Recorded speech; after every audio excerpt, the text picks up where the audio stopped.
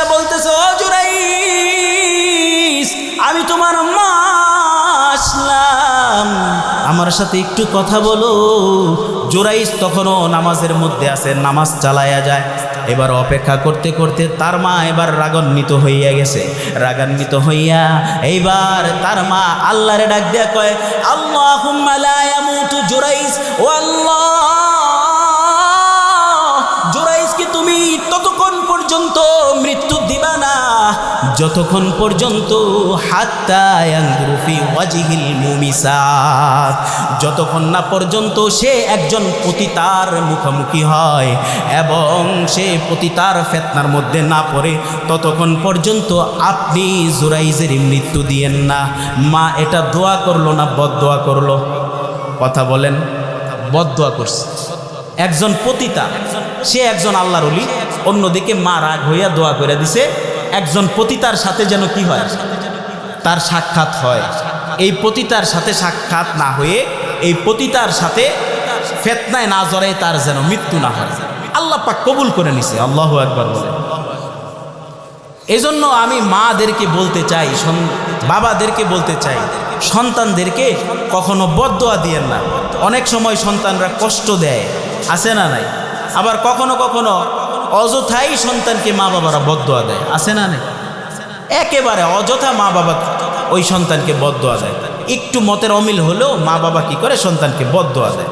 তো বদদোয়া দিলে কোন বদদোয়াটা আল্লাহ সাথে সাথে কবুল করে নেয় এটা তো আল্লাহ পাক জানে। তখন তো আপনার সন্তানই বিপদে পড়বে, আর আপনার সন্তান যখন বিপদে পড়বে তখন তো সেই আপনারই আবার কষ্ট হবে। কথা বলেন ঠিক কিনা? এই জন্য মা বাবা যারা আছেন সন্তানদেরকে বদদোয়া দিয়েন না। জুরাইজের মা জুরাইজকে বদদোয়া দিল, আল্লাহ লা ইয়ামুতু, তারে মৃত্যু দিও না, হাত্তা ইয়ানজুরু ফি ওয়াজহিল মুমিসাত, যতক্ষণ না পর্যন্ত একজন পতিতার সাথে তার সাক্ষাৎ না ঘটে বা পতিতার ফিতনার মধ্যে সে না পড়ে। আল্লাহ দোয়াটা কবুল করে নিস।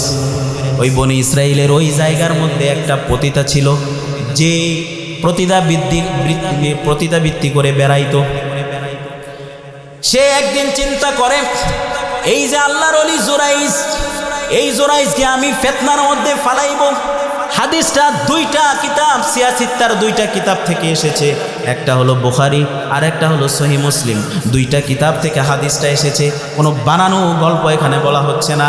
ও মুহতারাম মুআজ্জাজ হাজিরিন, আল্লাহ সুবহানাহু ওয়া তাআলা যখন জুরাইজের মার দোয়াটা কবুল করে নিল, ও দোয়া কবুল করে নেয়, ওই দিক দিয়ে পতিতা যখন চিন্তা করে এই জুরাইজের সাথে কোনো একদিন আমি আমার মনের খায়েশাতকে মিটাইব, এই চিন্তা করে একদিন জুরাইজের খানকার সামনে গেছে।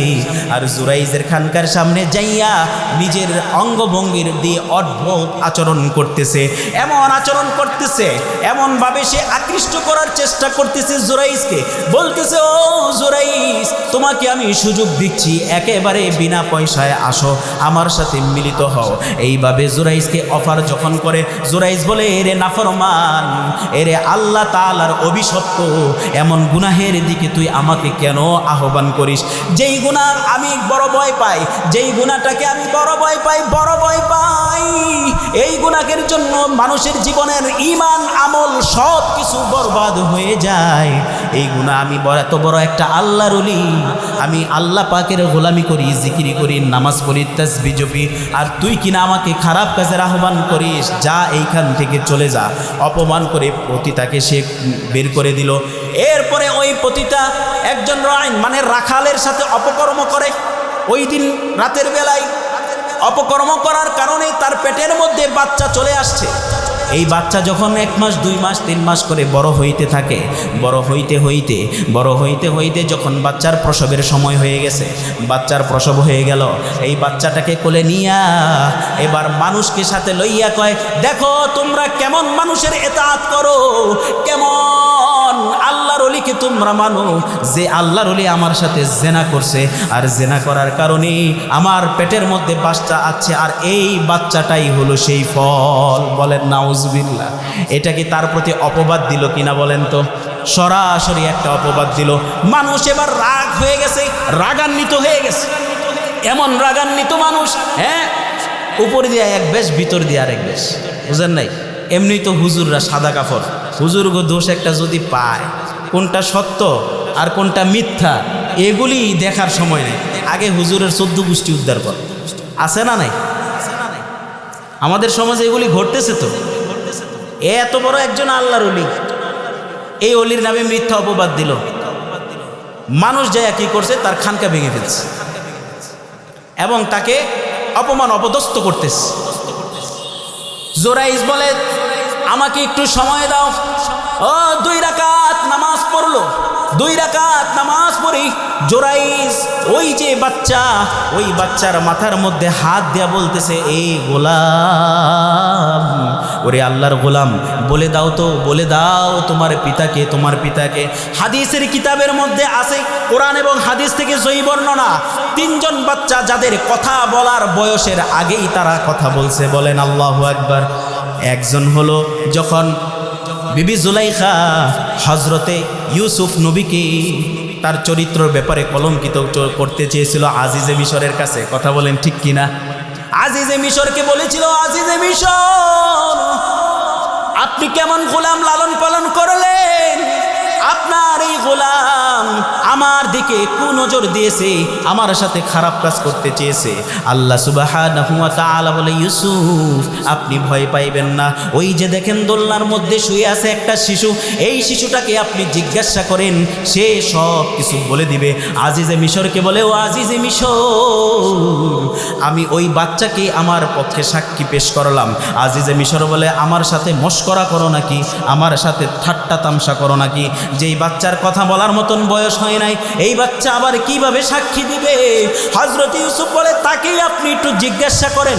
যখন তাকে জিজ্ঞাসা করলো, ওই বাচ্চা বলে দিল, যদি ইউসুফ নবীর জামাটা পিছন দিক থেকে ছেঁড়া হয় তাহলে জুলাইখা দোষী, আর যদি ইউসুফ নবীর জামাটা সামনের দিক থেকে ছেঁড়া হয় তাহলে ইউসুফ দোষী। এই যে এই বাচ্চাটা কথা বলার বয়সে যাওয়ার আগেই এই বাচ্চার জবান আল্লাহ পাক খুলে দিল। আর এই জায়গার মধ্যে আছে জুরাইজের ঘটনা। এই ঘটনার মধ্যে যেই বাচ্চার মাথার মধ্যে হাত দিয়ে জুরাইজ বলল, বাচ্চা বলো তো তোমার বাবাকে? বাচ্চা বলে দিল, ওকানা রাইয়ান, ওই যে একজন রাখাল ছিল, ওই রাখালটাই আমার বাবা। আল্লাযী আরসালাহু বিল হাক্কি বাশীরান ওয়া নাযীরা ওয়া দাঈয়ান ইলাল্লাহি বিইذনিহি ওয়া সিরাজাম মুনীরা। فقد قال الله تعالى في كلامه المجيد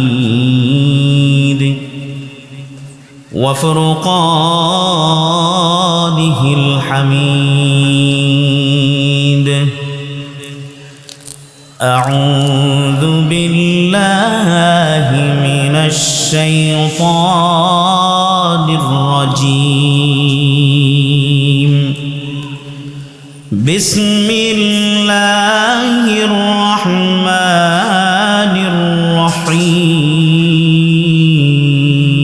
الرحيم. ولا تقتلوا النفس التي حرم الله إلا بالحق ومن قتل مظلوما فقد جعلنا لوليه سلطانا فلا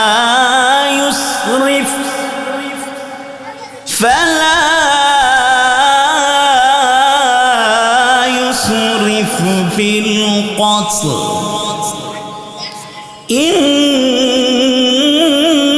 إنه كان منصورا.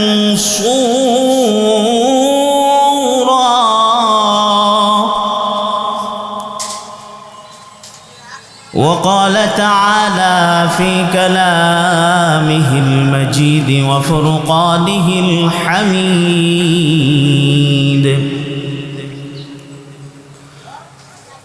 وقضى ربك ألا تعبدوا إلا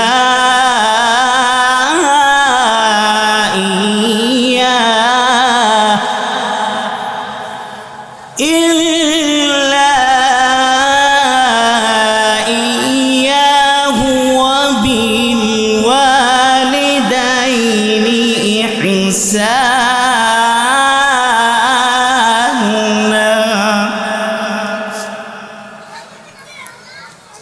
إما يبلغن عندك الكبر أحدهما أو كلاهما فلا تقل لهما أف ولا تنهرهما وقل لهما قولا كريما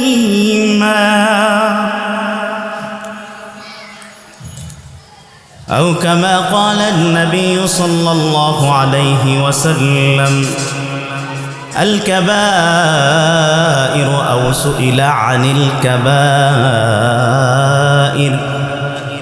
فقال رسول الله الشرك بالله وقتل الناس التي حرم الله إلا بالحق وعقوق الوالدين فقال رسول الله صلى الله عليه وسلم ألا أنبئكم بأكبر الكبائر قال قول الزور أو شهادة الزور وقال تعالى في شان حبيبك إن الله وملائكته يصلون على النبي يا أيها الذين آمنوا صلوا عليه وسلموا تسليما شكل درود إبراهيم كريم اللهم صل على محمد وعلى آل محمد كما صليت على إبراهيم وعلى آل إبراهيم إنك حميد مجيد اللهم بارك على محمد وعلى آل محمد كما باركت على إبراهيم وعلى آل إبراهيم إنك حميد مجيد بلغ العلا بكماله كشف الدجى بجماله حسنت جميع خصاله صلوا عليه وآله سلموا يا قوم بل صلوا على صدر الأمين مصطفى ما جاء إلا رحمة للعالمين الحمد لله إن الحمد لله كثيرا والعزة لله جميعا وشكرة عظيما ঘোড়াশাল সমাজ কল্যাণ পরিষদের উদ্যোগে 5 দিন ব্যাপী তাফসিরুল কোরআন মাহফিলের আজকের প্রথম দিনের প্রথম অধিবেশনে সম্মানিত সভাপতি বিশেষ অতিথি এবং আমন্ত্রিত জাতির রাহবার ওলামায়ে কেরাম, আমার সামনে উপস্থিত শ্রদ্ধাভাজন মুরব্বিয়ানি কেরাম, যুবক ভাইয়েরা, ছোট ছোট স্নেহের কচিকাচারা, পর্দার অন্তরালে শ্রবণরতা শ্রদ্ধেয়া মা এবং বোনেরা, উপবিষ্ট যারা আছি তাদের প্রতি আমার অন্তরের অন্তঃস্থল থেকে আবারও হৃদয় নিংড়ানো ভালোবাসা এবং সালাম। আসসালামু আলাইকুম ওয়া রাহমাতুল্লাহি ওয়া বারাকাতুহু। মোহতারাম হাজরিন, আমরা যারা উপস্থিত হয়েছি, এই যে একটা দিনের মজলিস, এই মজলিসের মধ্যে আমরা উপস্থিত হয়েছি, এটা আমরা ইচ্ছা করে এলেই উপস্থিত হইতে পারবো, বিষয়টা এরকম নয়। আল্লাহ পাকের মর্জি আছে, এজন্যই উপস্থিত হইতে পেরেছি। কথা বলেন ঠিক কিনা? আল্লাহ সুবহানাহু ওয়া তাআলা যে বান্দার প্রতি নেক নজরে তাকান, সেই বান্দাই নেক কাজ করতে পারে। বলেন সুবহানাল্লাহ। আর এখন আমরা যেই জায়গাটার মধ্যে বসেছি, এই জায়গাটা হলো জান্নাতের বাগান। বলেন সুবহানাল্লাহ। এই জায়গাটা হলো জান্নাতের বাগান। সহিহ মুসলিম হাদিসের নং 2699। উক্ত হাদিসের মধ্যে আল্লাহর নবী সাল্লাল্লাহু আলাইহি ওয়াসাল্লাম আমাদেরকে জানাচ্ছেন, আমরা যেই মজলিসের মধ্যে বসছি, এই মজলিসটা হলো একটা জান্নাতের বাগান। বলেন সুবহানাল্লাহ। মা জালাসা কওমুন ইয়াযকুরুনাল্লাহ আযজা ওয়া জাল ইল্লা হাফাতহুমুল মালাইকা ওয়া গাশিয়াতহুমুর রাহমাহ ওয়া নাযালাত আলাইহিমুস সাকিনাহ ওয়া যাকারাহুমুল্লাহু ফী মান ইনদাহ। মুহতারাম মুআজ্জাজ হাজিরিন, আমরা যে এই যে প্যান্ডালের ভিতরে বসেছি, এই বসার উদ্দেশ্য হলো আল্লাহ সুবহানাহু ওয়া তাআলার বরত্বের কথা বলা হবে, আর আমরা আল্লাহর বরত্বের কথাগুলি শুনবো। কথা বলেন ঠিক কিনা? যেই জায়গার মধ্যে আল্লাহ সুবহানাহু ওয়া তাআলার বরত্বের কথাগুলি আলোচনা করা হয়, আল্লাহর নবী জানাই দেন, মা জালাসা কওমুন ইয়াযকুরুনাল্লাহ,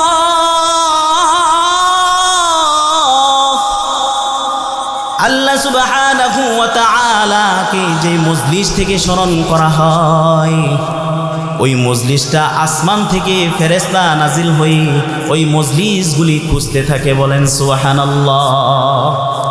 ওই মজলিসগুলি খুঁজতে খুঁজতে তারা যখন এসে দেখবে, গোরাশাল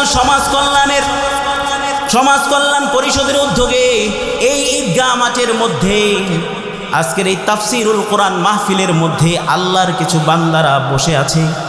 ফেরেশতাগুলি ওই বান্দাদের চতুর্দিকে বেষ্টন করে দাঁড়ায় যাবে।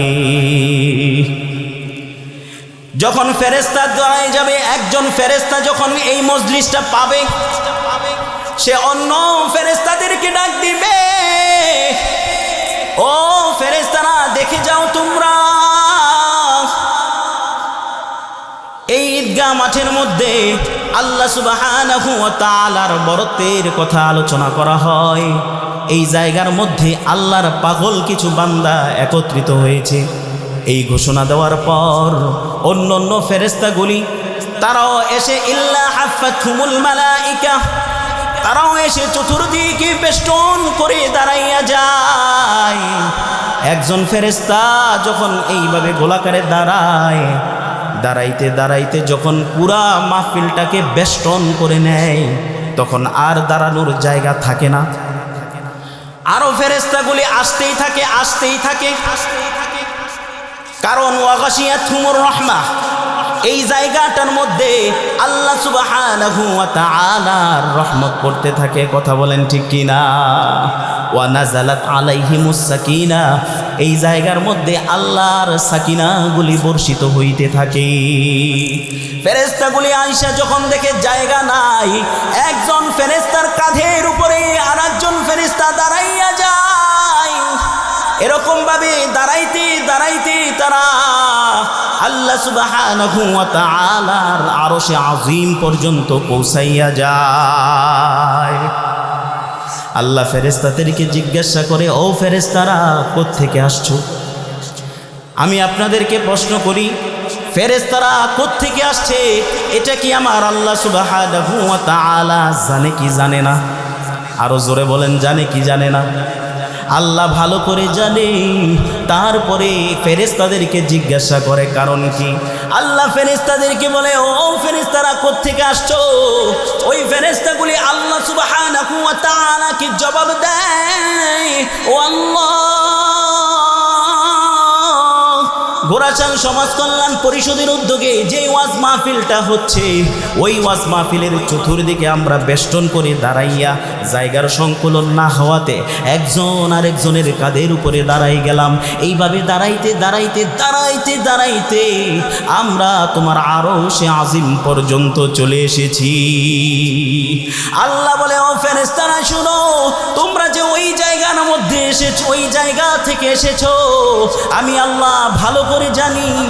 তারপরেও তোমাদেরকে জিজ্ঞাসা করলাম, কারণ হলো আমি একটা ডকুমেন্ট রেখে দিলাম, আমার বান্দাগুলিকে আমি মাফ করে দেব, এই জন্য তোমাদেরকে সাক্ষী রাখলাম।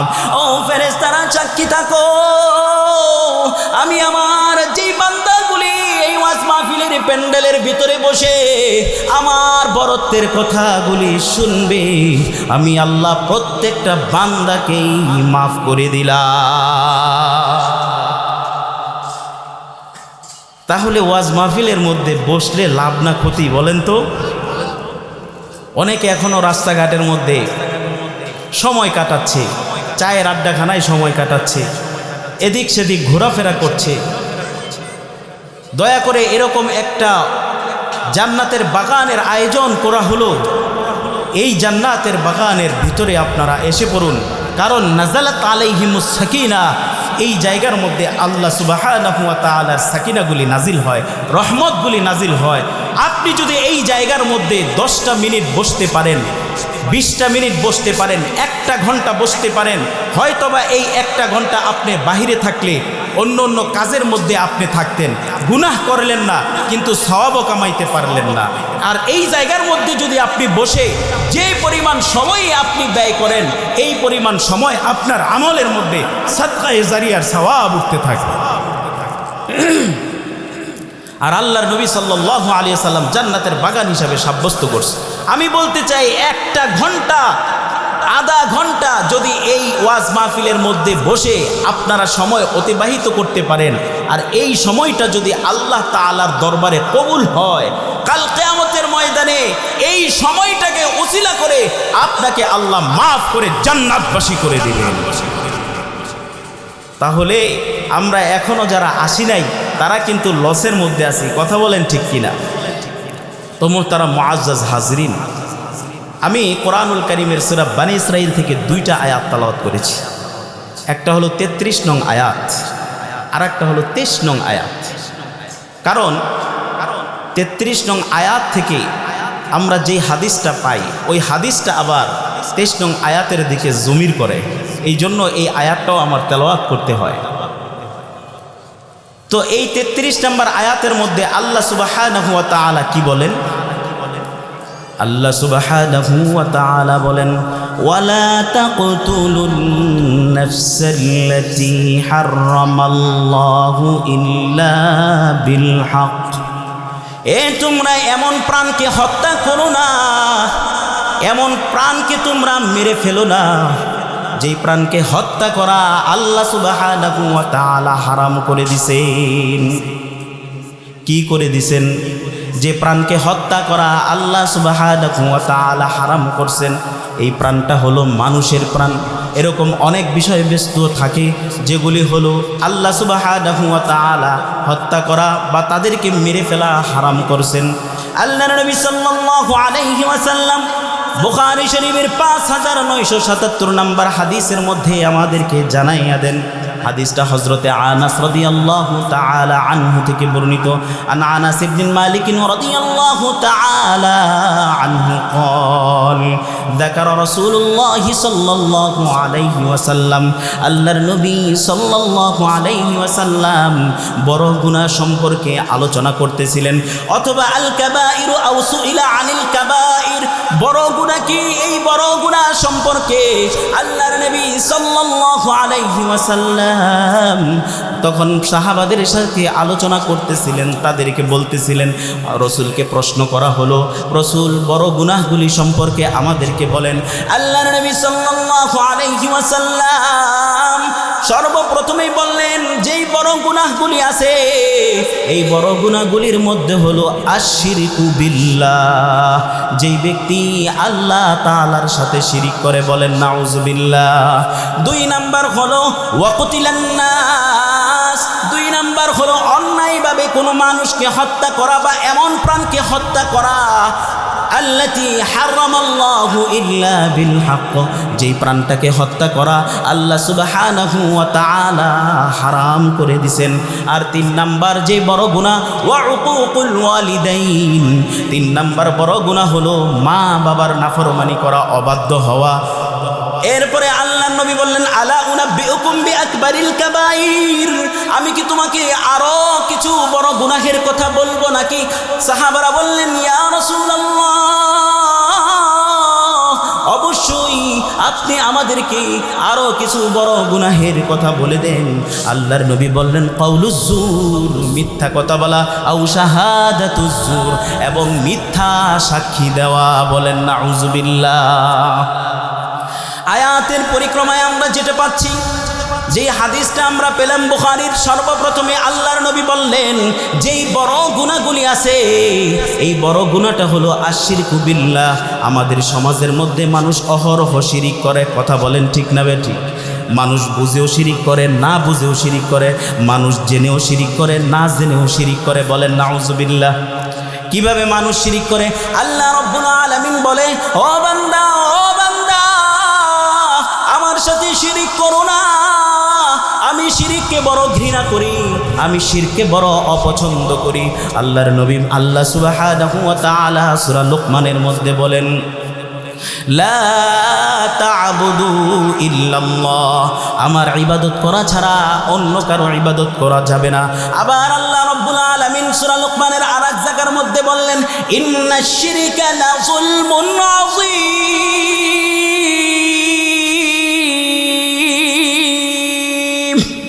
আল্লাহ সুবহানাহু ওয়া তাআলা জানাই দিলেন, শিরিক হলো আমার প্রতি জুলুম, শিরিক হলো আমার প্রতি অন্যায়, শিরিক হলো আমার প্রতি একেবারে অবিচার। খবরদার বান্দা, তোরে বড় মায়া করে বানাইছি, আমি নিজ হাত দিয়ে তোরে বানাইছি। আল্লাহ সুবহানাহু ওয়া তাআলা মানুষকে বড় মেহেরবানি করে, মায়া করে নিজ হাত দিয়া বানাইছে। দুনিয়ার সব কিছুকে শুধু আল্লাহ বললেন কুন ফায়াকুন, এ আসমান হয়ে যা, আসমান হয়ে গেছে। মাটিকে বলেছেন কুন ফায়াকুন, মাটি হয়ে যা, মাটি হয়ে গেছে। চন্দ্র সূর্য তারকারাজি বৃক্ষরাজি যা আছে সব কিছুকে আল্লাহ বললেন কুন ফায়াকুন, হয়ে যা, সব কিছু হয়ে গেল। কিন্তু আমাকে আপনাকে আল্লাহ পাক নিজের হাত দ্বারা আমাদেরকে বানাইছেন, বলেন সুবহানাল্লাহ। আল্লাহ বলেন, বান্দা তোরে মায়া করে বানাইলাম, খবরদার আমার সাথে শিরিক করিস না, কারণ আমি আল্লাহ শিরিককে বড় ঘৃণা করি, আর শিরিককে আমি মাফ করব না। হাদিসের মধ্যে আল্লাহ জানাই দিলেন শিরিকটা হলো বড় গুনাহের একটা। 2 নাম্বারটা আমার আয়াতের সাথে সামঞ্জস্যপূর্ণ। আল্লাহর নবী বললেন, ওয়াকতিলান নাস, অন্যায়ভাবে কোনো প্রাণকে হত্যা করো না। কিন্তু আমাদের সমাজের মধ্যে দেখা যায় ব্যক্তিগত বিরোধের কারণে, আক্রোশের কারণে, অথবা দলগত আক্রোশের কারণে, বিরোধের কারণে, অথবা রাজনৈতিক কোনো কারণে অন্যায়ভাবে একজন সহজ সরল সিধা মানুষকেও অন্যায়ভাবে গুলি করে মেরে ফেলে, কথা বলেন ঠিক কিনা? আমরা বিগত দিনে দেখেছি শহীদ ওসমান হাদি নামক একজন তরুণ যুবক, যেই যুবকটা বাংলাদেশকে ভালোবাসে, যেই যুবকটা বাংলাদেশের জন্য নিজেকে উজাড় করে দিয়েছে, ছিল ওই যুবকটাকে দলগত আক্রোশের কারণে গুলি করে মেরে ফেলা হয়েছে। কথা বলেন ঠিক কিনা? আল্লাহ বললেন খবরদার, অন্যায়ভাবে তোমরা কোনো মানুষকে হত্যা করো না। আর এক জায়গার মধ্যে আল্লাহর নবী বলেন 7টা গুনাহ এরকম আছে যেই 7টা গুনাহ আল্লাহ সুবহানাহু ওয়া তাআলা মাফ করেন না। এই 7টা গুনার একটা হলো কতিলান নাস, অন্যায়ভাবে যদি কেউ কোনো মানুষকে হত্যা করে তার কপালে আল্লাহর নবী জানাইয়া দেন চিরস্থায়ী জাহান্নাম লিখে দেয়। বলেন নাউজুবিল্লাহ। তাহলে যেই ব্যক্তিটা মারলো রাজনৈতিক আক্রোশের কারণে অবশ্যই সে নবীর হাদিস অনুসারে জাহান্নামী। আর আল্লাহ বললেন মানুষকে আমি প্রাণ দিয়েছি, মানুষকে আমি বানাইছি, সুতরাং ওই মানুষকেও তোমরা কেউ মারতে পারবা না, তার প্রতি অন্যায় করতে পারবা না। কিন্তু আমাদের মতবিরোধের কারণে ব্যক্তি স্বার্থ সিদ্ধি হাসিল করার জন্য আমরা অন্যায়ভাবে আরেকজন মানুষকে মেরে ফেলতেছি। কথা বলেন ঠিক কিনা? এই যে অন্যায়ভাবে আজকে অবিচার দেশের মধ্যে, সারা দেশব্যাপী আজকে বিস্ফোরণ, এই অন্যায় হত্যার বিচার সারা দেশব্যাপী চাচ্ছে। কথা বলেন ঠিক কিনা? আমরাও তাদের সাথে সংহতি জানায়া এই অন্যায় হত্যার বিচার চাই। রাজি আছেন তো ইনশাআল্লাহ? আমরা হাদি হত্যার বিচার চাই। চান তো সকলে? জাস্টিস ফর হাদি। আমরা হাদির জন্য বিচার চাই। এই বাংলার জমিনে এই খুনিদের বিচার করতেই হবে, করতেই হবে। ঠিক কিনা বলেন? কোনো ছাড় দেওয়া হবে না ইনশাআল্লাহ। এরপরে আল্লাহর নবী বললেন ওয়াউকুল ওয়ালিদাইন, মা বাবাদের নাফরমানি যারা করে, মা বাবার নাফরমানি করে, এরকম সন্তান দুনিয়ার জমিনে আছে না নাই? মা দুঃখিনী, ও মা, মা দুঃখিনী সন্তানটাকে 10 মাস 10 দিন লালন পালন করে। কথা বলেন ঠিক কিনা? এরে মা বাবাকে খেদমত করা এটাও আল্লাহ সুবহানাহু ওয়া তাআলার কাছে সবচেয়ে বড় প্রিয় একটা আমল। আল্লাহর কাছে পছন্দনীয় যত আমল আছে, এই আমলগুলির মধ্যে সবচেয়ে পছন্দনীয় একটা আমল হলো মা বাবার খেদমত করা। আল্লাহর নবী সাল্লাল্লাহু আলাইহি ওয়াসাল্লামের কাছে হযরত আবু হুরায়রা রাদিয়াল্লাহু তাআলা আনহু থেকে হাদিসটা বর্ণিত, আন্না রাজুলা সাল্লাল্লাহু আলাইহি ওয়াসাল্লাম, একজন লোক আল্লাহর নবীর কাছে আইসা বলতেছে আইয়ুল আমালি আহাব্বু ইলাল্লাহ, এ আল্লাহর নবী আমাদেরকে আপনি জানায়া দেন আল্লাহর কাছে সবচেয়ে প্রিয় আমল কোনটি? আল্লাহ সুবহানাহু ওয়া তাআলা জানাইয়া দেন আসসালাতু ওয়াক্তিহা, সময় মতো নামাজ আদায় করা। আবার ওই লোকটা প্রশ্ন করলেন সুম্মা আইয়ুন, অতঃপর আল্লাহর কাছে প্রিয় আমল কোনটি? আল্লাহর নবী জানাইয়া দেন বিররুল ওয়ালিদাইন, পিতামাতার খিদমত করা। এরপরে সুম্মা আইয়ুন, আবার জিজ্ঞাসা করলেন তারপর আল্লাহর কাছে সবচেয়ে প্রিয় আমল কোনটি? আল্লাহর নবী জানাইয়া দেন আল জিহাদু ফি সাবিলিল্লাহ। তার মানে এই হাদিসের মধ্যেও আছে সময় মতো নামাজের কথা। যেহেতু একটা নির্দিষ্ট বিষয়ের উপরে আলোচনা করব, দেখেন একটা আলোচনা থেকে শুধু আরেকটার সূত্র বের হইতেই আছে, থাকবে এরকম। আল্লাহর নবী সাল্লাল্লাহু আলাইহি ওয়াসাল্লাম বললেন বিররুল ওয়ালিদাইন, পিতামাতার খেদমত। উত্তম আমল যেই আমলগুলি আল্লাহ সুবহানাহু ওয়া তাআলা পছন্দ করেন, এই পছন্দনীয় আমলের মধ্যে হলো উত্তম আমল হলো আল্লাহ সুবহানাহু ওয়া তাআলা পছন্দ করেন মা বাবার খেদমত করবে সন্তান। হযরতে আব্দুল্লাহ রাদিয়াল্লাহু তাআলা আনহু থেকে বর্ণিত, তিনি বলেন আন্না রাজুলা আতান নবী সাল্লাল্লাহু আলাইহি ওয়াসাল্লাম, আমি দেখলাম একজন লোক আল্লাহর নবী সাল্লাল্লাহু আলাইহি ওয়াসাল্লামের কাছে আয়েশা বলে নবী মা হাক্কুল ওয়ালিদাইনি আলা ওয়ালিদিহিমা, কি ধরনের অধিকার সন্তানের উপর পিতামাতা পায়? আল্লাহর নবী বললেন কি ধরনের অধিকার? মানে হুমা জান্নাতুকা ওয়া নারুক, আরে তোমার মা বাবা তো তোমার জন্য জান্নাত, অথবা তোমার মা বাবা তোমার জন্য জাহান্নাম। বলেন নাউজুবিল্লাহ। হযরত আলী রাদিয়াল্লাহু তাআলা আনহু থেকে আর একটা হাদিস পাওয়া যায়, ওই হাদিসে আলী ইবনে আবি তালিব রাদিয়াল্লাহু তাআলা আনহু قال তিনি বলতেছেন ক্বালা রাসূলুল্লাহ সাল্লাল্লাহু আলাইহি ওয়াসাল্লাম আল্লাহর নবী সাল্লাল্লাহু আলাইহি ওয়াসাল্লাম বলেন আল জান্নাতু তাহতা আকদামিল উম্মাহাত প্রত্যেকটা সন্তানের জান্নাত হলো তার মা বাবার তার মায়ের পায়ের নিচে। বলেন সুবহানাল্লাহ। এই কথাটা মায়ের পায়ের নিচে বলার কারণ হলো মা এমন তিনটা কষ্ট করে যে তিনটা কষ্ট বাবা করে না। তাহলে মা যেই তিনটা কষ্ট করে ওই তিনটা কষ্ট কি? এরে মা যেই তিনটা কষ্ট করে এর মধ্যে এক নাম্বার হলো মা তার সন্তানকে 10 মাসের মতো পেটে গর্ভে ধারণ করে। কথা বলেন ঠিক কিনা? এ মা সন্তানের জন্য প্রসব বেদনা সয়ে, মা সন্তানের জন্য প্রসব বেদনার সময় ধৈর্য ধারণ করে, এই বেদনাটাকে সে সয়ে নেয়। 3 নাম্বার হলো ওই সন্তানটাকে 2 বছরের মতো এই মা দুগ্ধ পান করায়। মায়ের এই তিনটা কষ্ট বাবা কিন্তু ভোগ করে না। কথা বলেন ঠিক কিনা? এই জন্য মায়ের পায়ের নিচে আল্লাহর নবী জানাই দিলেন তাহতা আকদামিল উম্মাহাত, তোমাদের মায়ের পায়ের নিচে হলো জান্নাত। কিন্তু বাবাকেও তোমাদের মানতে হবে, কারণ বাবাও তোমার জন্য এমন রহমত। এ আল্লাহর নবী আর এক হাদিসের মধ্যে জানায় মা মিন মুসলিমি লাহু ওয়ালিদাইনি মুসলিমান, তোমাদের মধ্যে এমন লোক যার মা এবং বাবা 2 জন আছে, তারা বৃদ্ধ হয়ে গেছে, বুড়া বুড়ি হয়ে গেছে। এমন মা বাবা আছে যেই মা বাবাগুলি সংসারের কাজকর্ম করতে পারে না, সংসার ঠিক মতো দেখাশোনা করতে পারে না, বরঞ্চ ওই মা বাবাকে যদি সন্তান দেখে ইউহসিবু ইলাইহা মুহতাসিবান, শুধুমাত্র ওই মা এবং বাবাকে সন্তান যদি প্রতিদিন সকালবেলা সওয়াবের নিয়ত করে মা বাবার কাছে যায়, মা বাবার কাছে যাইয়া বলে ও মা কেমন আছো তুমি, ও বাবা কেমন আছো তুমি, আমাকে একটু বলো তোমার কি শরীরটা ভালো আছে, তোমার কি আজকে কোনো কিছুর প্রয়োজন আছে। আল্লাহর নবী জানান যেই সন্তান সওয়াবের আশা করে প্রতিদিন কাজে বের হওয়ার আগে মা এবং বাবার সাথে সাক্ষাৎ করে, আল্লাহর নবী বলেন ইল্লা ফাতাহাল্লাহু লাহু বাবাইনি মিনাল জান্নাহ, আল্লাহ সুবহানাহু ওয়া তাআলা তার জন্যে জান্নাতের 2টা দরজা খুলে দেয়। আল্লাহর নবীকে সাহাবারা প্রশ্ন করে ইন্নাহু কানা ওয়াহিদান ফাওয়াহিদা, আল্লাহর নবীজি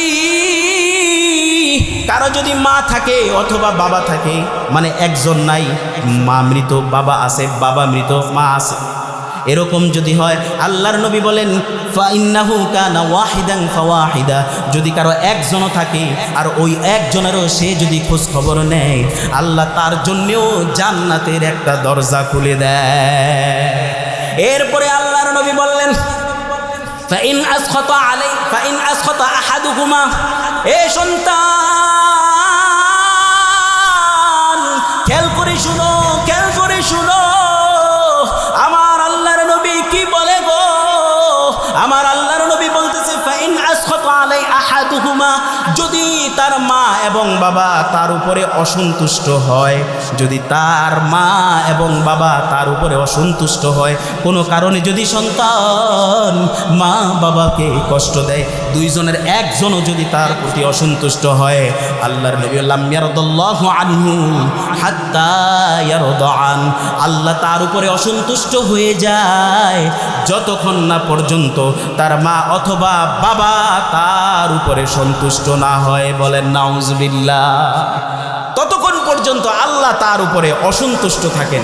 আর আল্লাহ পবিত্র কোরআনুল কারীমের মধ্যে সূরা বনী ইসরাঈলের 23 নম্বর আয়াতের মধ্যে আমাদেরকে নির্দেশ দিয়েছেন। কি নির্দেশ দিয়েছেন? وَقَضَى رَبُّكَ أَلَّا تَعْبُدُوا إِلَّا إِيَّاهُ وَبِالْوَالِدَيْنِ إِحْسَانًا إِمَّا يَبْلُغَنَّ عِندَكَ الْكِبَرَ أَحَدُهُمَا أَوْ كِلَاهُمَا أُفٍّ وَلَا تَنْهَرْهُمَا, আল্লাহ বলতেছেন বান্দা আমি আল্লাহ তাআলার ইবাদত করো, রব্বুকা আল্লা তা'বুদু, আমার ইবাদত করো।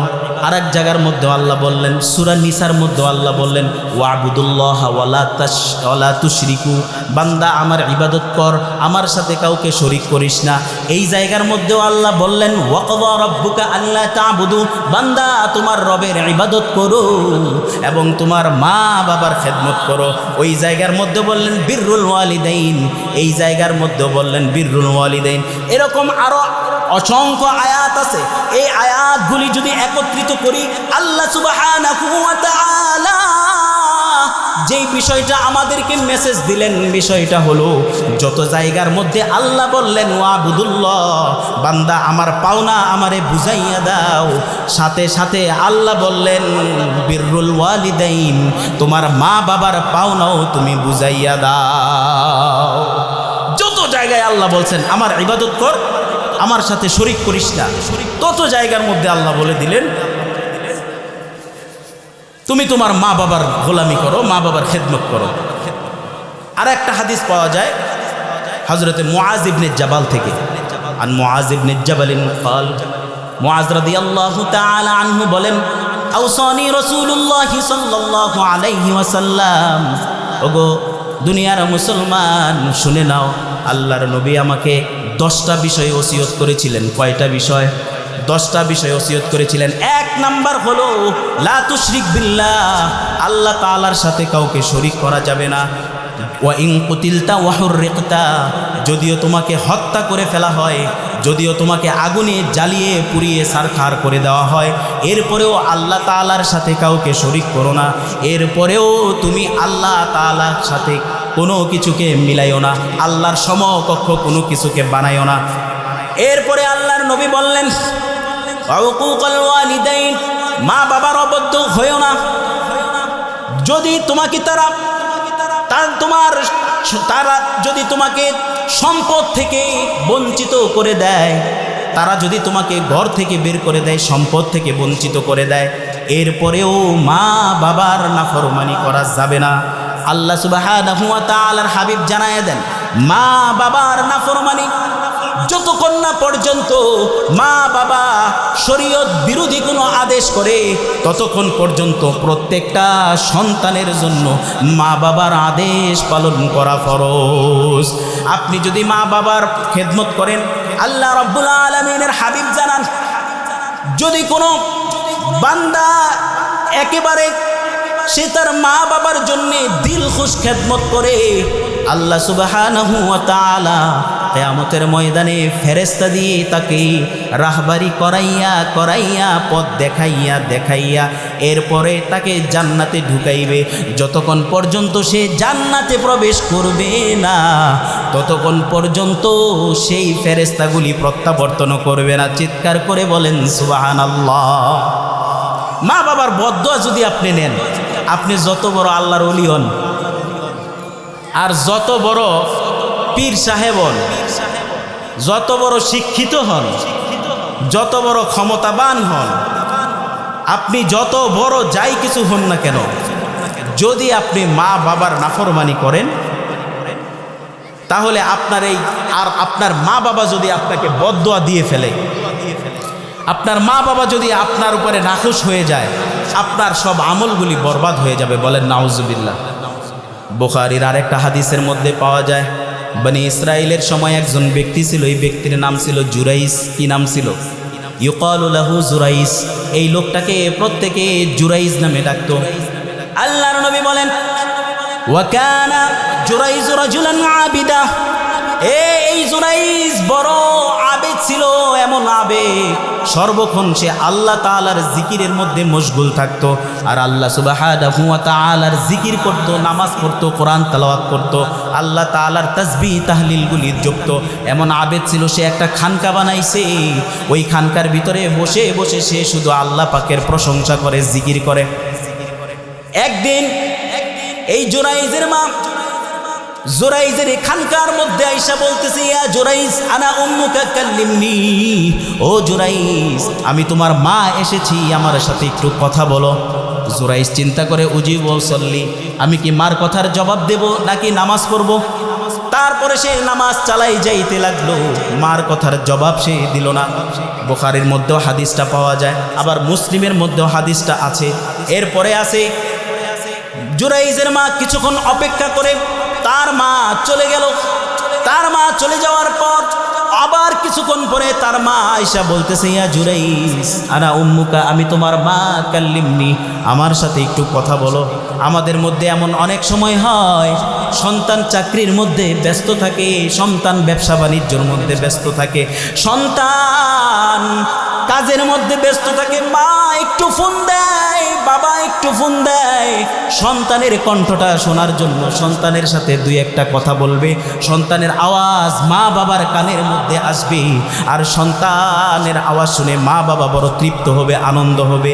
এমন আশা নিয়ে অনেক সময় মা বাবা সন্তানকে ফোন দেয়, কিন্তু সন্তান মা বাবার ফোন অনেক সময় রিসিভ করে না, আবার করলেও বলে আমি এখন ব্যস্ত আছি, পরে কল দাও। আসে না নাই?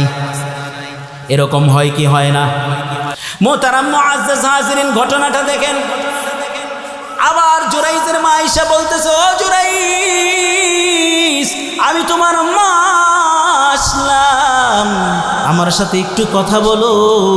জুরাইজ তখনও নামাজের মধ্যে আছে, নামাজ চালায়া যায়। এবার অপেক্ষা করতে করতে তার মা এবার রাগান্বিত হইয়া গেছে। রাগান্বিত হইয়া এইবার তার মা আল্লাহরে ডাক দেয়া কয়, আল্লাহুম্মা লা ইয়ামুতু জুরাইজ, ও আল্লাহ, জুরাইজকে তুমি ততক্ষণ পর্যন্ত মৃত্যু দিবা না যতক্ষণ পর্যন্ত হাত্তা ইয়ানজুরু ফি ওয়াজহিল মুমিসাত, যতক্ষণ না পর্যন্ত সে একজন পতিতার মুখোমুখি হয় এবং সে পতিতার ফিতনার মধ্যে না পড়ে, ততক্ষণ পর্যন্ত আপনি জুরাইজের মৃত্যু দিয়েন না। মা এটা দোয়া করলো না বদদোয়া করলো? কথা বলেন। বদদোয়া করছে। একজন পতিতা, সে একজন আল্লাহর ওলি, অন্যদিকে মা রাগ হইয়া দোয়া করে দিছে একজন পতিতার সাথে যেন কি হয়, তার সাক্ষাৎ হয়। এই পতিতার সাথে সাক্ষাৎ না হয়ে এই পতিতার সাথে ফিতনায় না জড়ায় তার যেন মৃত্যু না হয়। আল্লাহ পাক কবুল করে নিছে। আল্লাহু আকবার বলে। এজন্য আমি মাদেরকে বলতে চাই, বাবাদেরকে বলতে চাই, সন্তানদেরকে কখনো বদদোয়া দিয়েন না। অনেক সময় সন্তানরা কষ্ট দেয়, আছে না নাই? আবার কখনো কখনো অযথাই সন্তানকে মা বাবারা বদদোয়া দেয়, আছে না নাই? একেবারে অযথা মা বাবা ওই সন্তানকে বদদোয়া দেয়। একটু মতের অমিল হলেও মা বাবা কি করে সন্তানকে বদদোয়া দেয়। তো বদদোয়া দিলে কোন বদদোয়াটা আল্লাহ সাথে সাথে কবুল করে নেয় এটা তো আল্লাহ পাক জানে। তখন তো আপনার সন্তানই বিপদে পড়বে, আর আপনার সন্তান যখন বিপদে পড়বে তখন তো সেই আপনারই আবার কষ্ট হবে। কথা বলেন ঠিক কিনা? এই জন্য মা বাবা যারা আছেন সন্তানদেরকে বদদোয়া দিয়েন না। জুরাইজের মা জুরাইজকে বদদোয়া দিল, আল্লাহ লা ইয়ামুতু, তারে মৃত্যু দিও না, হাত্তা ইয়ানজুরু ফি ওয়াজহিল মুমিসাত, যতক্ষণ না পর্যন্ত একজন পতিতার সাথে তার সাক্ষাৎ না ঘটে বা পতিতার ফিতনার মধ্যে সে না পড়ে। আল্লাহ দোয়াটা কবুল করে নিস। ওই বনি ইসরাইলের ওই জায়গার মধ্যে একটা পতিতা ছিল, যে প্রতিদাবৃত্তি করে বেড়াইতো। সে একদিন চিন্তা করে, এই যে আল্লাহর ওলি জুরাইজ, এই জুরাইজকে আমি ফিতনার মধ্যে ফালাইব। হাদিসটা দুইটা কিতাব, সিয়াসিত্তার দুইটা কিতাব থেকে এসেছে। একটা হলো বুখারী আর একটা হলো সহিহ মুসলিম। দুইটা কিতাব থেকে হাদিসটা এসেছে, কোনো বানানো গল্প এখানে বলা হচ্ছে না। ও মুহতারাম মুআজ্জাজ হাজিরিন, আল্লাহ সুবহানাহু ওয়া তাআলা যখন জুরাইজের মার দোয়াটা কবুল করে নিল, ও দোয়া কবুল করে নেয়, ওই দিক দিয়ে পতিতা যখন চিন্তা করে এই জুরাইজের সাথে কোনো একদিন আমি আমার মনের খায়েশাতকে মিটাইব, এই চিন্তা করে একদিন জুরাইজের খানকার সামনে গেছি। আর জুরাইজের খানকার সামনে যাইয়া নিজের অঙ্গভঙ্গির দিয়ে অদ্ভুত আচরণ করতেছে, এমন আচরণ করতেছে, এমনভাবে সে আকৃষ্ট করার চেষ্টা করতেছে জুরাইজকে। বলতেছে, ও জুরাইজ, তোমাকে আমি সুযোগ দিচ্ছি, একেবারে বিনা পয়সায় আসো, আমার সাথে মিলিত হও। এইভাবে জুরাইজকে অফার যখন করে, জুরাইজ বলে, এরে নাফরমান, এরে আল্লাহ তাআলার অভিশপ্ত, এমন গুনাহের দিকে তুই আমাকে কেন আহ্বান করিস? যেই গুনাহ আমি বড় ভয় পাই, যেই গুনাহটাকে আমি বড় ভয় পাই, এই গুনাহের জন্য মানুষের জীবনের ঈমান আমল সব কিছু বরবাদ হয়ে যায়। এই গুনাহ আমি এত বড় একটা আল্লাহর ওলি, আমি আল্লাহ পাকের গোলামি করি, জিকিরি করি, নামাজ পড়ি, তাসবিহ জপি, আর তুই কিনা আমাকে খারাপ কাজের আহ্বান করিস, যা এইখান থেকে চলে যা। অপমান করে পতিতাকে সে বের করে দিল। এরপরে ওই পতিতা একজন মানে রাখালের সাথে অপকর্ম করে। ওই দিন রাতের বেলায় অপকর্ম করার কারণে তার পেটের মধ্যে বাচ্চা চলে আসছে। এই বাচ্চা যখন 1 মাস 2 মাস 3 মাস করে বড় হইতে থাকে, বড় হইতে হইতে যখন বাচ্চার প্রসবের সময় হয়ে গেছে, বাচ্চার প্রসব হয়ে গেল, এই বাচ্চাটাকে কোলে নিয়া এবার মানুষকে সাথে লইয়া কয়, দেখো তোমরা কেমন মানুষের ইতাআত করো, কেমন আল্লাহর ওলিকে তোমরা মানো, যে আল্লাহর ওলি আমার সাথে জেনা করছে, আর জেনা করার কারণে আমার পেটের মধ্যে বাচ্চা আছে, আর এই বাচ্চাটাই হলো সেই ফল। বলেন নাউজুবিল্লাহ। এটা কি তার প্রতি অপবাদ দিল কিনা বলেন তো? সরাসরি একটা অপবাদ দিল। মানুষ এবার রাগ হয়ে গেছে, রাগান্বিত হয়ে গেছে। এমন রাগান্বিত মানুষ, হ্যাঁ, উপর দিয়ে এক বেশ, ভিতর দিয়ে আরেক বেশ, বুঝেন নাই? এমনি তো হুজুররা সাদা কাপড়, হুজুরগো দোষ একটা যদি পায়, কোনটা সত্য আর কোনটা মিথ্যা এগুলি দেখার সময় নেই, আগে হুজুরের 14 গোষ্ঠী উদ্ধার কর। আছে না নাই? আমাদের সমাজে এগুলি ঘটতেছে তো।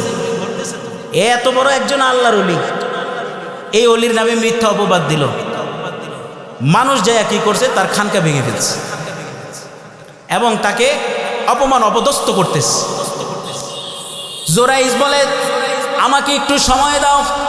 ও 2 রাকাত নামাজ পড়লো, 2 রাকাত নামাজ পড়ি জোরাইজ ওই যে বাচ্চা, ওই বাচ্চার মাথার মধ্যে হাত দেয়া বলতেছে, এই গোলাম, ওরে আল্লাহর গোলাম, বলে দাও তো, বলে দাও তোমার পিতাকে, তোমার পিতাকে। হাদিসের কিতাবের মধ্যে আছে, কোরআন এবং হাদিস থেকে সহি বর্ণনা, 3 জন বাচ্চা যাদের কথা বলার বয়সের আগেই তারা কথা বলছে। বলেন আল্লাহু আকবার। একজন হলো যখন বিবি জুলাইখা হজরতে ইউসুফ নবীকে তার চরিত্রের ব্যাপারে কলঙ্কিত করতে চেয়েছিল আজিজে মিশরের কাছে। কথা বলেন ঠিক কিনা? আজিজে মিশরকে বলেছিল, আজিজে মিশর, আপনি কেমন গোলাম লালন পালন করলেন, আপনার এই গোলাম আমার দিকে কুনজর দিয়েছে, আমার সাথে খারাপ কাজ করতে চেয়েছে। আল্লাহ সুবহানাহু ওয়া তাআলা বলে, ইউসুফ আপনি ভয় পাইবেন না, ওই যে দেখেন দোলনার মধ্যে শুয়ে আছে একটা শিশু, এই শিশুটাকে আপনি জিজ্ঞাসা করেন, সে সব কিছু বলে দিবে। আজিজে মিশরকে বলে, ও আজিজে মিশর, আমি ওই বাচ্চাকে আমার পক্ষে সাক্ষী পেশ করলাম। আজিজে মিশর বলে, আমার সাথে মশকরা করো নাকি, আমার সাথে ঠাট্টা তামসা করো নাকি? যেই বাচ্চার কথা বলার মতন বয়স হয় নাই, এই বাচ্চা আবার কিভাবে সাক্ষী দিবে? হযরত ইউসুফ বলে, তাকেই আপনি একটু জিজ্ঞাসা করেন। যখন তাকে জিজ্ঞাসা করলো, ওই বাচ্চা বলে দিল, যদি ইউসুফ নবীর জামাটা পিছন দিক থেকে ছেঁড়া হয় তাহলে জুলাইখা দোষী, আর যদি ইউসুফ নবীর জামাটা সামনের দিক থেকে ছেঁড়া হয় তাহলে ইউসুফ দোষী। এই যে এই বাচ্চাটা কথা বলার বয়সে যাওয়ার আগেই এই বাচ্চার জবান আল্লাহ পাক খুলে দিল। আর এই জায়গার মধ্যে আছে জুরাইজের ঘটনা। এই ঘটনার মধ্যে যেই বাচ্চার মাথার মধ্যে হাত দিয়ে জুরাইজ বলল, বাচ্চা বলো তো তোমার বাবাকে? বাচ্চা বলে দিল, ওকানা রাইয়ান, ওই যে একজন রাখাল ছিল, ওই রাখালটাই আমার বাবা। সমস্ত মানুষ এইবার বলতেছে, হুজুর ভুল হয়ে গেছে, মাফ করে দেন। কি কয়? ভুল হয়ে গেছে, মাফ করে দেন। আমরা আপনার খানকা ভাইয়া বলাইছি, আপনার দরবার ভাইয়া বলাইছি, আমাদের ভুল হয়েছে, মাফ করে দেন। এবার তাদেরও এইবার মাফ চাইতেছে। প্রথমে কিন্তু সত্য মিথ্যা যাচাই করে নেই, এবার মাফ চাইতেছে। অলৌকিক ঘটনা ঘটে গেছে। বাচ্চা কি করতেছে? তার বাবার নাম বলে দিতেছে, এই জন্য তারা মাফ চাইতেছে। আর একটা হলো হজরতে ঈসা আলাইহিস সালাতু ওয়াস সালাম। ঈসা নবীকে যখন তার মারিয়াম আলাইহিস সালামকে যখন তার সম্প্রদায় বলেছিল, এটা তুমি কি করলা, তখন ঈসা নবী বলেছিল, ইন্নী আবদুল্লাহ, আমি আল্লাহ তাআলার তরফ থেকে আল্লাহর বান্দা। ইন্নাহু কানা সিদ্দীকান নাবিয়্যা, অবশ্যই আমি আল্লাহ পাকের পক্ষ থেকে সত্যবাদী নবী। এবং তার মায়ের পবিত্রতার বিষয়ে সাক্ষী দিল। তার মানে ইউসুফ নবীর সময় একটা বাচ্চা কথা বলা বয়সের আগেই কথা বলল, আবার হযরত ঈসা নবীও কথা বলার বয়সের আগেই কথা বলল, আবার জুরাইজের এই বাচ্চাটাও সে কথা বলার বয়সের আগেই কথা বলল। মোহতারাম মুআজ্জাজ হাজিরিন, এই ঘটনা ঘটনাগুলি থেকে কোরআন এবং সহিহ হাদিসের রেফারেন্স অনুপাতে এই তিনজন আরেকটা পাওয়া যায়, সেটা হলো তাফসিরের কিতাবের মধ্যে আছে, সেটা হলো হজরতে মুসা আলাইহিস সালাম। উনিও কথা বলার বয়সের আগেই কথা বলছে, এরকম একটা বর্ণনাও পাওয়া যায়। যাই হোক, এই তিনজনের বিষয়টা সুস্পষ্টভাবে আসছে। তো জুরাইস যখন বাচ্চার মাথায় হাত দিয়ে বলছে, বাচ্চা নাম বলে দিচ্ছে। সব মানুষ বলতেছে, হুজুর আপনার ঘরটা আমরা এবার স্বর্ণ আর রূপা দিয়ে বানাই দিই। কি দিয়ে বানাই দিতে চায়?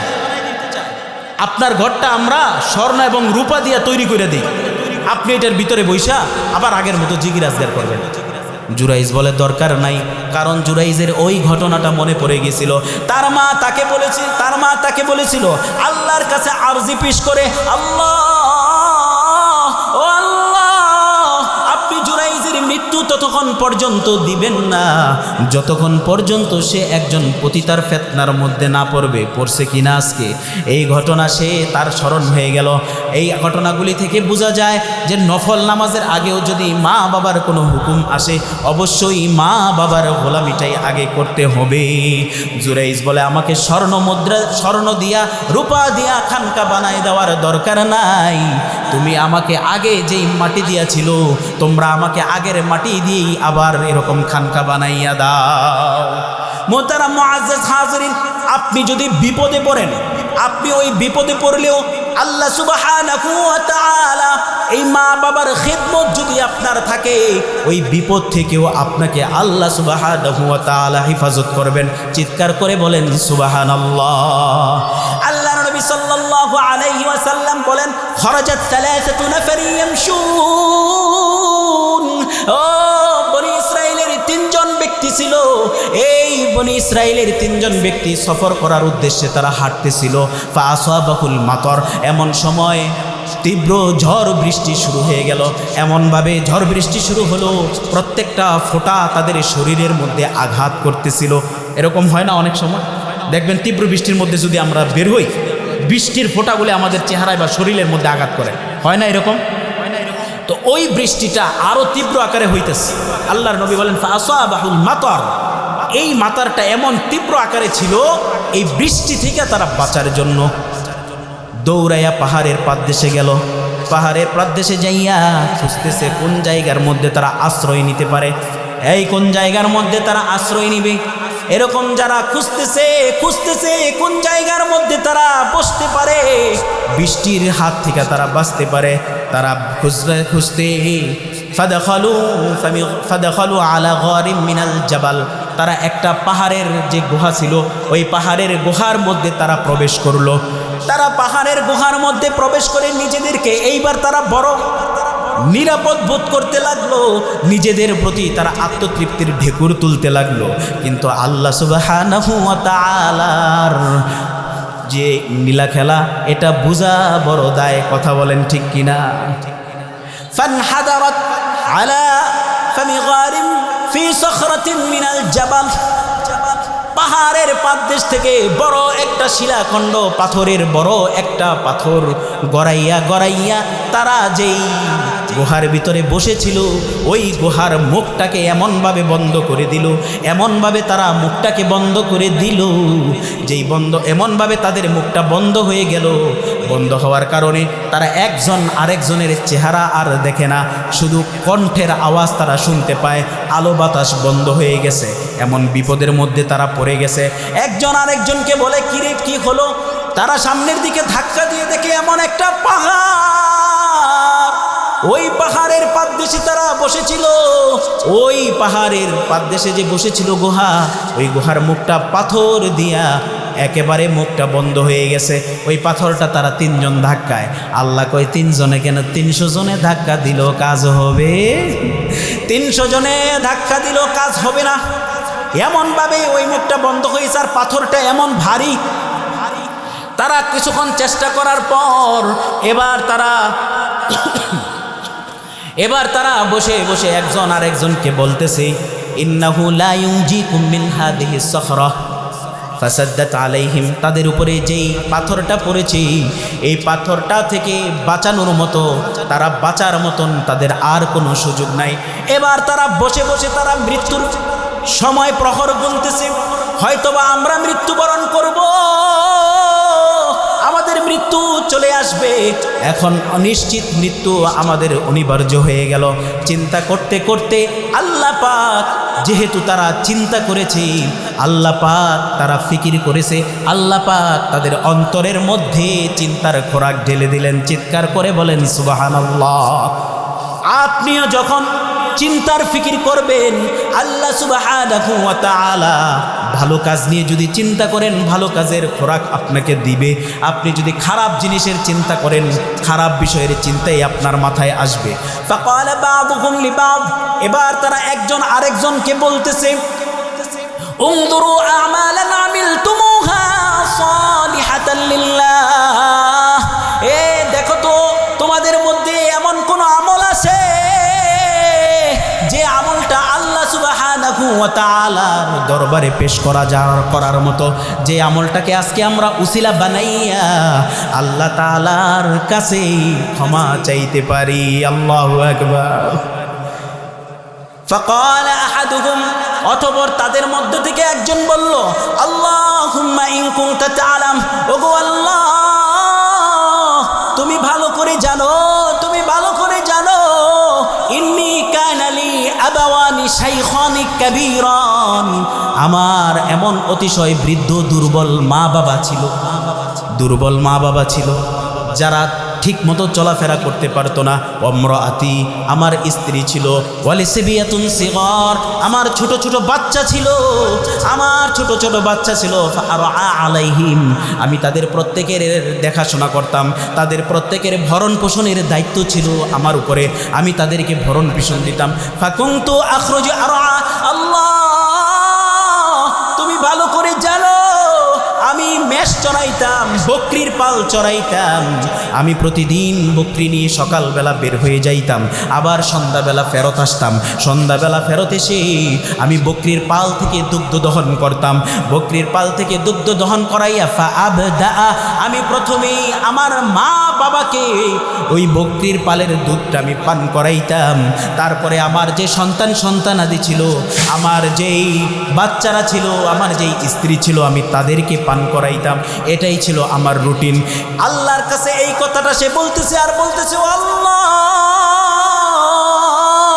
তুমি ভালো করে জানো আমি একদিন বকরির পাল চড়াইতে চড়াইতে একেবারে বনের গভীরে চলে গিয়েছিলাম, আমার আস্তে আস্তে রাত হয়ে গেছে, রাত বলতে সন্ধ্যা পার হয়ে গেছে। আমার সন্ধ্যা পার হয়ে যাওয়ার পর আমি আমার বকরির পাল থেকে দুধ পান করাইলাম, দুধ আমি দহন করলাম, দুধ দহন করার পর আমি দুধ নিয়ে আমার মা এবং বাবার কাছে গেলাম। আমি যখন তাদের কাছে গেলাম, যাইয়া দেখি আমার মা এবং আমার বাবা দুইজন ঘুমাই গেছে। প্রতিদিন আমি আমার মা বাবাকে আগে খাওয়াইতাম, তারপর আমার ফ্যামিলিকে খাওয়াইতাম। আজকে তারা ঘুমাই গেছে, আমার মন চাইতেছে না তাদেরকে ঘুম থেকে আমি জাগ্রত করি, কারণ ঘুম থেকে জাগ্রত করলে তাদের ডিস্টার্ব হইতে পারে। বুখারীর বর্ণনার হাদিস। মোহতারাম মুআজ্জাজ হাজরিন, সে ওই দুধের পেয়ালা নিয়ে মা বাবার মাথার কাছে দাঁড়াইয়া আছে, আবার তার মন চাইতেছে না তার মা বাবাকে না খাওয়াইয়া তার সন্তানাদি ফ্যামিলিকে খাওয়াইবে, এটাও মন চাইতেছে না, তার মনে সায় দিতেছে না। সে কি করলো, মা বাবার মাথার পাশে দাঁড়াই গেছে।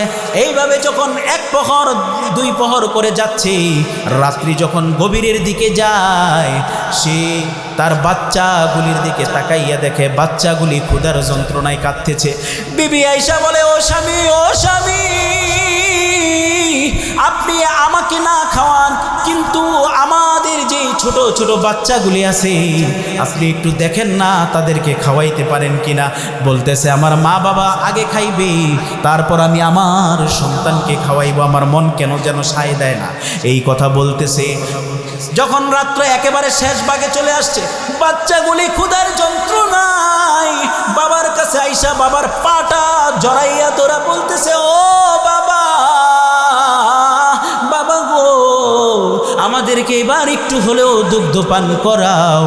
তুমি প্রতিদিন ফিরে আসলে আমরা খাই, তারপরে তৃপ্তি সহকারে ঘুমাই, কিন্তু আজকে তো বাবা তুমি কোনো দুগ্ধ দিলে না, ক্ষুধার যন্ত্রণায় আমাদের কোনো ঘুম নাই, আমাদেরকে এখন যদি একটু দুগ্ধ পান না করাও মনে হচ্ছে ক্ষুধার যন্ত্রণায় আমরা মরে যাব। হাদিসের বর্ণনা, আল্লাহর নবী বলেন বাচ্চা দুইটা ওই যে রাখাল ছিল তার পায়ের মধ্যে এমনভাবে জড়াইয়া চিৎকার চিৎকার করতেছি, ও বাবা আমাদেরকে একটু দুধ দাও, একটু দুধ দাও। তারপরেও সে দুধ দেয় নাই। হাত্তা তলা আল ফাজর, ফজর পর্যন্ত যখন অপেক্ষা করল, ফজর হয়ে গেল। ফজর হয়ে যাওয়ার পর তার মা বাবা যখন ঘুম থেকে জাগ্রত হয়, জাগ্রত হইয়া দেখে সন্তান দুধের পেয়ালা নিয়া ওই মা বাবার মাথার কাছে দাঁড়াইয়া আছে। আর আমাদের সকাল হয় সকাল 10টায়, সকাল 9টায়, কথা বলেন ঠিক কিনা? তাদের সকাল হইতো ফজরের সময়। বলতেছে ও আল্লাহ, ওই 1-3 জনের একজন বলতেছে আল্লাহ তুমি তো জানো আমি প্রথমে সকালবেলা যখন ফজর হইল আমি আমার মা এবং বাবাকে দুধ পান করাইলাম, তারপরে আমার বাচ্চাদেরকে দুধ পান করাইলাম, তারপরে আমার বিবিকে দুধ পান করাইলাম, এরপরে আমি নিজেও পান করলাম, তৃপ্ত সহকারে তোমার শুকরগুজার করলাম।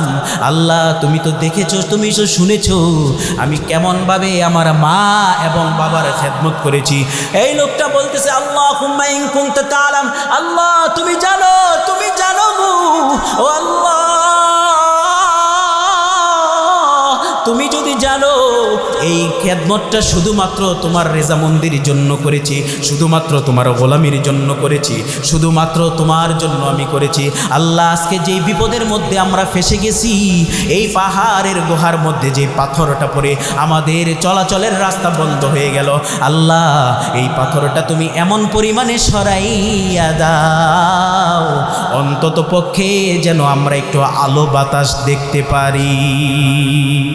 মোহতারাম মুআজ্জাজ হাজিরিন, আল্লাহ সুবহানাহু ওয়া তাআলা প্রথম ব্যক্তির দোয়াকে সাথে সাথে কবুল করে নিলেন। চিৎকার করে বলেন আল্লাহু আকবার।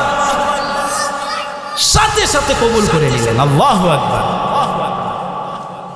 বলতেছে আমরা দেখলাম এই পাথরটা কিঞ্চিত পরিমাণ সরে গেল, আর সেই কিঞ্চিত পরিমাণ যেই জায়গা হলো ওই জায়গা দিয়ে আমরা বের হইতে পারছি না, কিন্তু কিছুটা আলো বাতাসের ব্যবস্থা হয়ে গেছে।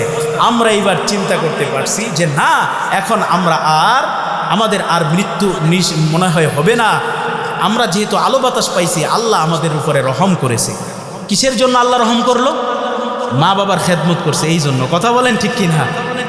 দ্বিতীয় ব্যক্তি বলতেছে আল্লাহ তুমি ভালো করে জানো, আমি সংক্ষেপে শেষ করে দিচ্ছি যেহেতু সময় কম, ঘটনাটা যেহেতু উঠেছি শেষ করে দিই।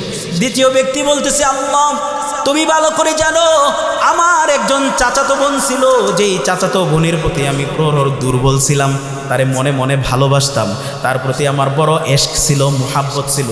এই চাচাতো বোনকে আমি এত মোহাব্বত করতাম যে তারা একজন আরেকজনকে ছবি আদান প্রদান করে। আল্লাহ মাফ করুক, পবিত্র বিবাহের বন্ধন পর্যন্ত তারা যায় না। আরে আমার আপনার যে বাপ হযরতে আদম আলাইহিস সালাম, কথা বলেন ঠিক কিনা? আমাদের মা হযরতে হাওয়া আলাইহিস সালাম, ঠিক কিনা? আদম নবী জান্নাতের মধ্যে বৈশা একা একা সময় পার করে। আল্লাহরে কয় আল্লাহ একজন সঙ্গী হইলে ভালোই তো। আল্লাহ কয় ঠিক আছে, সঙ্গীর ব্যবস্থা করে দিই। তো আল্লাহ কি করলো? আদম নবীর থেকে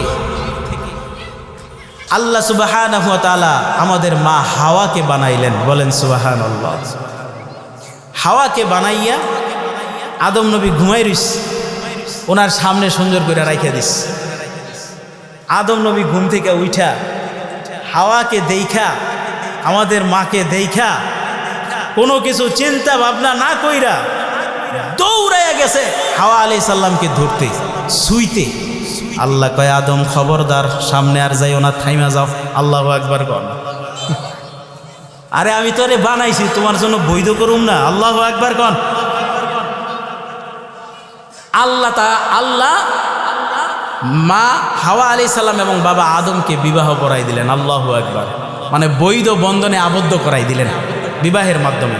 আর আমাদের সমাজের বিবাহ হয়ে গেছে কঠিন, জেনা বেবিচার হয়ে গেছে সহজ, ঠিক কিনা?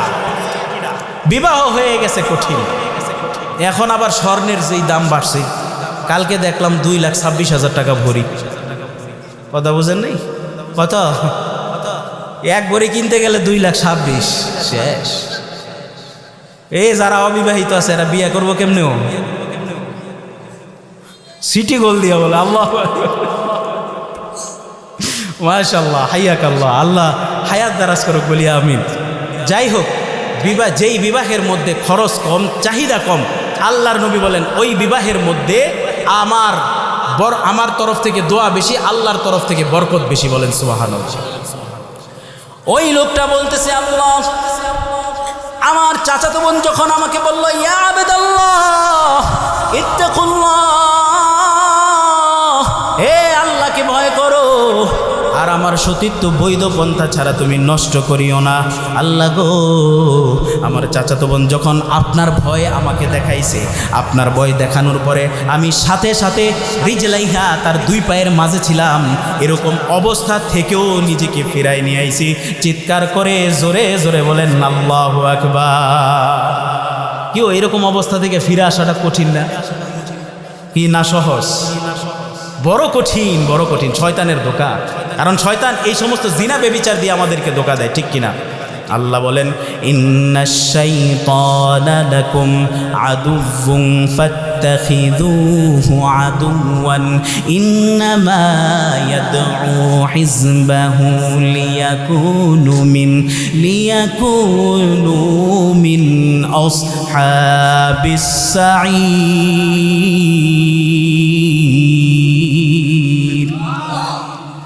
আল্লাহ বলেন, শয়তান তোমাদের শত্রু, সুতরাং তাকে শত্রু হিসাবেই গ্রহণ করো, কেননা সে তার দলবলকে জাহান্নামের দিকে আহ্বান করে যেন তারা জাহান্নামী হয়। শয়তান মানুষকে সরাসরি জাহান্নামের দিকে আহ্বান করে না, সে মানুষকে সুদ ঘুষ খেল তামাশা জিনা বেবিচার মা বাবার নাফরমানি ইত্যাদির মাধ্যমে মানুষকে নাফরমানির দিকে আহ্বান করে। আর যেই সমস্ত মানুষগুলি শয়তানের এই সমস্ত আহ্বানে সাড়া দিয়ে এই সব পাপ কাজের মধ্যে লিপ্ত হয়, এরাই হলো শয়তানের দলভুক্ত, এরাই হলো জাহান্নামী। বলেন নাউজুবিল্লাহ। মোহতারাম মুআজ্জাজ হাজিরিন, ওই রকম কঠিন অবস্থা থেকেও সে ফিরে আসলো। ফিরে এসে আল্লাহকে ডাক দিয়ে বলে, আল্লাহুম্মা ইন কুনতা তা'লাম, ওগো আল্লাহ, তুমি ভালো করে জানো আমি এরকম পরিস্থিতি থেকেও নিজেকে বাঁচাইছি শুধুমাত্র তোমাকে ভয় করে। আল্লাহ, এরকম ভয় যেহেতু তোমাকে করেছি, আজকে যেই পাথর আমাদের গুহার মুখটা আটকাইয়া দিছে, এই পাথরটা তুমি সরাইয়া দাও, যেন আমাদের যাওয়ার রাস্তাটা আরেকটু প্রশস্ত হয়। এরকমভাবে যখন সে আরজি করে আল্লাহ সুবহানাহু ওয়া তাআলা তার দোয়াকে সাথে সাথে কবুল করে নিলেন। সাথে সাথে পাহাড়ের ওই গুহা থেকে পাথরটাকে সাথে সাথে সরাইয়া দিলেন। এরপরেও তারা বের হইতে পারবে না, জায়গা একটু বেড়েছে। এবার 3 নাম্বার ব্যক্তি বলে, আল্লাহুম্মা ইন কুনতা তা'লাম, আল্লাহ তুমি ভালো করে জানো আমি একজন দিনমজুর নিয়েছিলাম। ওই দিনমজুর আমার কাজ করার পর কোনো একটা বিষয় নিয়ে আমার সাথে সে তর্ক করলো। তর্ক করার পর সে আমার থেকে তার মজুরি না নিয়ে সে চলে গেছে। সে যখন চলে যায়, তার যেই নির্দিষ্ট মজুরি ছিল, ওই মজুরিটা আমি একটা ব্যবসার মধ্যে ইনভেস্ট করি, খাটাই অল্প, কিন্তু সেটা আমি খাটাইছি। খাটানোর পরে আল্লাহ তুমি এমন নাজ নিয়ামত দিয়ে পরিপূর্ণ করে দিয়েছিলি, যেই নাজ নিয়ামতগুলি তার ওই অল্প পুঁজি থেকে বাড়তে বাড়তে একটা সময় তার এমন 1 নয় 2 নয় একাধিক বকরির পাল হয়ে গেছে, বিভিন্ন উটের পাল হয়ে গেছে। এই ব্যক্তিটার এই মজুরিগুলি দিয়ে এত সম্পদ তুমি দান করেছিলে আমাকে। কিন্তু ঘটনাক্রমে একদিন এই ব্যক্তিটা আমার কাছে আইসা বলতেছে, এরা আল্লাহর গোলাম, তোমার কাছে তো আমি একদিনের একটা মজুরি পাইতাম, তোমার সাথে তর্ক করার পর ওই মজুরিটা আমি না নিয়ে চলে গিয়েছিলাম, আজকে আমার সেই মজুরিটা তুমি ফেরত দাও। ওই লোকটা বলতেছে, ভাই উনজুরুহা, ওই যে দেখো এই যে বকরির পালগুলি, এই সবগুলি তুমি নিয়ে যাও। এই লোকটা বলে, আমার সাথে মশকরা কইরেন না, ঠাট্টা কইরেন না, এত কেন আমাকে দিবেন? ওই লোকটা বলতেছে, ওয়াল্লাহি আল্লাহ পাকের কসম, এরে আল্লাহর গোলাম, আল্লাহ পাকের কসম, মজুরিটা আমার কাছে পাইতা, ওই মজুরিটা আমি একটা ব্যবসার মধ্যে ইনভেস্ট করেছিলাম, ওই ইনভেস্ট থেকে এই পরিমাণ সম্পদ গজাইছে। সুতরাং সব সম্পদ আজকে তোমাকে দিয়ে দিলাম, সব সম্পদগুলি তুমি নিয়ে যাও। সব সম্পদ লইয়া এবার তার সামনে হাইটা যায়। কতদিন পরে আইসা তার এই অল্প সম্পদ, এই অল্প সম্পদ থেকে এত পরিমাণ, এই 2-3টা বকরির পাল হয়ে গেছে, উটের পাল হয়ে গেছে, এই সবগুলো তার সামনে দিয়ে নিয়ে হাইটা যাইতেছে। কি একটু খারাপ লাগতো না? কথা বলেন না কেন? যারে আমি এগুলা ঘুরে দিলাম তার মজুরির টাকায় ঠিক আছে, কিন্তু সে আমার সামনে দিয়ে এগুলো সবগুলো লইয়া চলে যাইতেছে, একটু খারাপ লাগার কথা না? তো এই খারাপ লাগলেও সে কি করছে, যেহেতু তার মজুরির টাকা দিয়ে এই সব কিছু হয়েছে, এই জন্য আল্লাহর প্রতি সে তাওয়াক্কুল করে সব কিছু তারে দিয়ে দিছে। তার কাছে খারাপ লাগলেও আল্লাহর জন্য সেটাকে সে সয়ে নিয়েছে। চিৎকার করে বলেন আল্লাহু আকবার। আমি শেষ করে দিচ্ছি। আল্লাহ সুবহানাহু ওয়া তাআলা এই যে এইভাবে তার এই ত্যাগটাকে কবুল করছিলেন ওই দিন। সে যখন এই বিষয়টাকে আল্লাহ পাকের কাছে উসিলা বানাইছে, আল্লাহ এই বিষয়টাকে উসিলা করে পাথরটা সরাই দাও, এই বিষয়টাকে উসিলা করে আল্লাহ তার পাথর সরাই দিলেন। আর এমন পরিমাণ পাথরটা সরে গেল, 3 জন সেই গুহার মধ্য থেকে বের হয়ে চলে যায়, বের হইতে পারলো। আল্লাহু আকবার। এখান থেকে কি বোঝা যায় যে আমার যদি কোনো নেক কাজ থাকে, এই নেক কাজকে উসিলা দিয়া আল্লাহর কাছে দোয়া করা যায়। কথা বলেন ঠিক কিনা? নেক কাজকে আপনি উসিলা দিয়ে আল্লাহর কাছে দোয়া করেন। আপনার কোন নেক কাজটা আপনি আল্লাহর জন্য করছেন? দেখা গেছে আপনি আজকেই 2 রাকাত নামাজ পড়েন, এমনভাবে নামাজ পড়বেন যে শুধুমাত্র আল্লাহর জন্যে। আপনার একজন মানুষ কাজে নিল, আপনি কি করলেন, তার কাজটা কোনো রকম করে দিলেন, কোনো রকম যাচ্ছে তাই করলেন আর কি, মানে মন চাহি করলেন। এখন এই ব্যক্তি কি আপনারে আর এই কাজের উসিলা করে যদি কোন যে ভাই একটু বাড়াই দেন, বাড়াই দিব? মিয়া কাজে ঠিক মতো করেন না, আপনার কি বাড়াই দেবেন? আর আপনি যদি কাজটা সুন্দর করে দেন, মালিক যদি আপনার কাজটা দেখে খুশি হয়, আপনি যদি বলেন যে ভাই আমার এই কাজটা তো আমি সুন্দর করে করছি, আপনি যেন খুশি হন, আমাকে একটু বাড়াই দিয়েন, বোনাস দিয়েন, তাইলে কি এই লোকটা বাড়াই দিব না, বোনাস দিব না? যদি ভালো হয় অবশ্যই দিব। আপনিও আজকে এমন একটা নামাজ পড়েন, এমন একটা আমল করেন, যে আমলটা আপনি উসিলা হিসাবে আল্লাহর কাছে পেশ করতে পারেন। বা চিন্তা করে দেখেন এমন কোনো আমল আছে কিনা যে আমলগুলি উসিলা করে আল্লাহর দরবারে আপনি পেশ করে দোয়া করেন, আল্লাহ সুবহানাহু ওয়া তাআলা আপনার এই দোয়াকে কবুল করেও নিতে পারেন। এটা থেকে আরও একটা শিক্ষা, যে মা বাবার খেদমত কইরা এই খেদমতকে উসিলা করছে, এই খেদমতের উসিলা আল্লাহ পাক তাদেরকে কি করছেন, এই বিপদ থেকে রক্ষা করছেন। আমরা সর্ব অবস্থায় সর্বহালতে চেষ্টা করব আল্লাহ সুবহানাহু ওয়া তাআলা যেই সমস্ত নিজামগুলি, যেই সমস্ত হুকুম আহকামগুলি আমাদের উপরে দিয়েছে, এগুলি যথাযথভাবে আদায় করার আল্লাহ আমাদেরকে তৌফিক দান করুক বলে আমিন। আমি অল্প সময়ে কিছু সংক্ষিপ্ত আলোচনা করার চেষ্টা করছি। আপনাদের সকলের কাছে দোয়া চাই। আমি গোরাশাল দক্ষিণ চরপাড়া মসজিদে আসি, আমি আমার পরিবারের জন্য দোয়া চাই, আপনাদের জন্য দোয়া করি। আল্লাহ আজকের এই মাহফিলকে বরপুর কামিয়াবি দান করুক, আমাদের সকলকে কবুল করে নেক। সকলে একটা চিৎকার করে বলেন তো আল্লাহুম্মা আমিন। ওয়া মা আলাইনা ইল্লাল বালাগ ওয়া আখিরু দাওয়ানা আলহামদুলিল্লাহি রাব্বিল আলামিন।